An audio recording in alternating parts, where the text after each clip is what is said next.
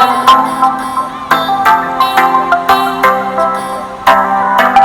guys, welcome back to my channel once again, my country people, welcome. So I'm continuing with the series of infertility, and today I'm going to talk about something called endometriosis and infertility. So we've seen so many people like there are very many organizations supporting ladies who are suffering from endometriosis. Kudos, by the way. So if you hear endometriosis, what exactly is endometriosis? If we remember in biology, the female reproductive system, I'll show a picture. You know where the ovaries, the fallopian tube, the uterus is located. So right now my focus is on the uterus. So the uterus, this is what usually carries the baby. It's also called the womb. That is where the fetus develops until full term. So on the lining of the uterus, there's usually a layer called the endometrium, which is always shed during menstruation. So it comes out with the unfertilized egg every time someone has menses. So what happens in the endometriosis, you see that now lining, the endometrial lining, so it's usually implanted into other areas of the body. So for example, that endometrial tissue can grow on the ovaries, in the fallopian tube, in the intestines, along the urinary bladder. So as the endometrial tissue grows now, you see it is responsive to hormones like changes in estrogen and progesterone in your menstrual cycle. So during your menstrual cycle, when someone is menstruating now, shedding off that uteral lining, the endometrium. So just imagine the endometrial tissue is in the ovary, it's in the fallopian tube, it's in the intestines, it's in other areas. So it will behave exactly the same way as the endometrium in the uterus, in such a way that when someone is menstruating, it will also be shed off.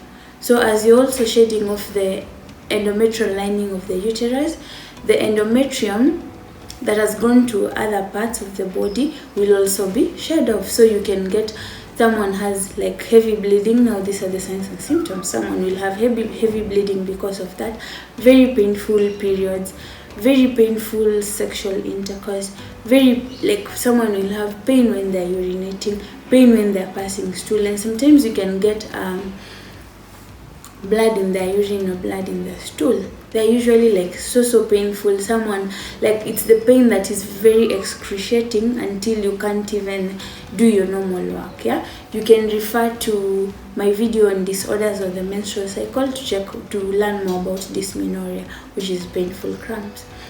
Painful menstrual periods, which we call cramps. I hope I'm clear. So how do you know that you actually have endometriosis? So first of all, you'll go to the doctor. They'll take a history, they'll ask you if you have pain during sexual intercourse, pain, very painful menses, and all that history. And then they can also do something called a laparoscopy. So they and an ultrasound also, to just see how your uterus looks like. So how do we usually treat endometriosis, and how does endometriosis actually contribute to infertility? So for example, if you have the endometrial tissue growing around your ovaries, so it can prevent, first of all, it can prevent ovulation, because you can imagine that endometrial tissue bleeding on your ovaries. So it can also trigger inflammation. So your ovaries can be inflamed and it will be very difficult to ovulate. 1. 2, it can also block the fallopian tube. So you can imagine if you have endometrial tissue around your fallopian tube. So it's growing, it's causing scarring, and then sometimes there are things called adhesion. So this is whereby now, let's say the endometrial tissue is growing towards you on your fallopian tube. So it will grow in such a way that it will make now your fallopian tube to be attached to other areas. So you'll find out that some people who have very severe endometriosis, their organs are usually attached, and that's because of the adhesions caused by the endometrial tissue growing in that area.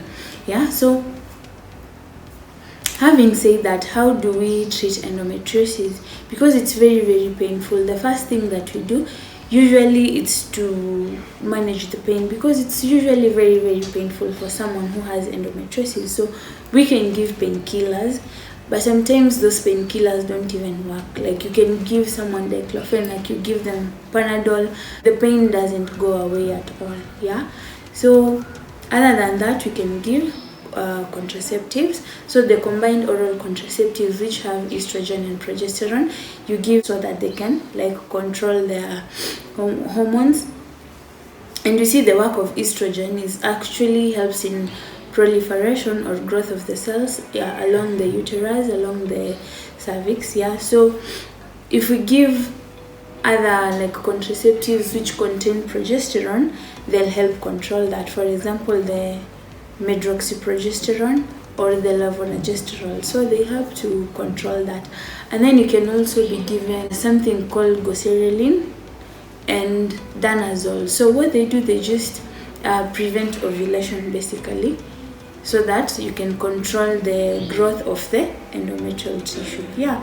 So you can see your contraceptives also can cause infertility, because you have endometriosis. To add on endometriosis, you're on contraceptives, and these contraceptives can prevent like pregnancy.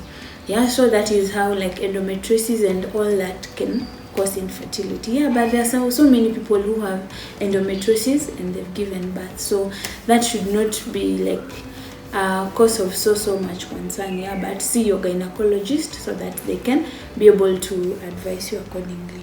The last treatment option is usually surgery. So surgery is indicated in cases whereby they want to remove the endometrial tissue. Maybe it's because it's interfering with your fertility, maybe it's causing you too much pain, so the doctor can recommend surgery so that they can remove that endometrial tissue. Yeah.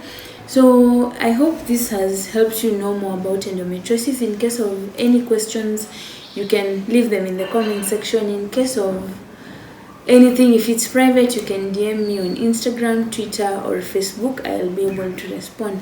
And if you have any other topic you want me to talk about, please let me know. Yeah, I think that's it for this video. Thank you, and make sure you like, comment, share and subscribe. Bye. Let us meet in the next video.